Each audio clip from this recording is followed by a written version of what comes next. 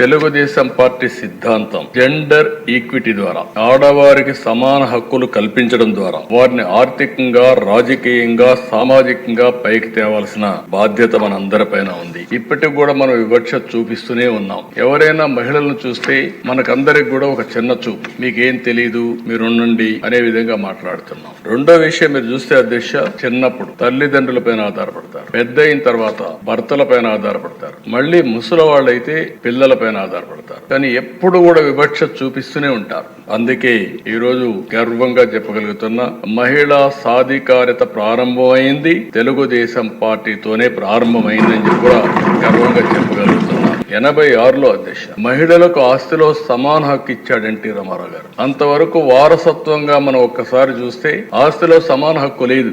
ఆడపిల్లలుంటే పెళ్లిళ్లు చేసి పంపించేస్తున్నాం, ఆస్తిలో హక్కు లేని పరిస్థితి తీసుకొస్తున్నాం, సెక్యూరిటీ ఇవ్వలేని పరిస్థితికి వచ్చాం. అది తీసుకొచ్చిన తర్వాత అధ్యక్ష డిమాండ్ చేసే పరిస్థితికి వచ్చారు ఆడబిడ్డలు. I'm proud to say that. ఎవరైనా సరే అది అయిన తర్వాత ఈ రోజు చూస్తే 40 ఏళ్ల ముందే తీసుకొస్తే 2005లో దేశంలో దీన్ని చట్టంగా తీసుకొచ్చారు, మహిళలకు ఆస్తిలో సమాన హక్కుని. అయితే మన రాష్ట్రంలో మనం అందరం గుర్తుపెట్టుకోవాల్సిన అవసరం ఉంది. తల్లికి చెల్లికి ఆస్తిలో వాటా ఇవ్వని వ్యక్తి నిన్నటి వరకు ఈ సభలో కూర్చొని ముఖ్యమంత్రిగా ఉన్నాడంటే ఏ విధంగా సభవో నాకైతే అర్థం కావడం లేదు. నేనేదో విమర్శించాలని విమర్శించడం లేదు. ఇచ్చిన వాటాల మీద కోర్టుకు పోయి అది కూడా ఇవ్వను అనే పరిస్థితి వచ్చారంటే ఇంకా ఆస్తిలో సమాన హక్కు మీద మాట్లాడడం గాని మహిళల గురించి మాట్లాడే హక్కు అలాంటి వ్యక్తులకు ఉంటుందా అని అడుగుతున్నాను అధ్యక్ష. ఎందుకంటే అధ్యక్ష ఈ రోజు మనందరం ఒకటి గుర్తుపెట్టుకోవాల్సిన అవసరం ఉంది. రాజకీయాల్లో ఉండే మనం ప్రజలకు జవాబుదారితనం, మనం ఆదర్శంగా ఉండాలి. మనం ఆదర్శంగా ఉండి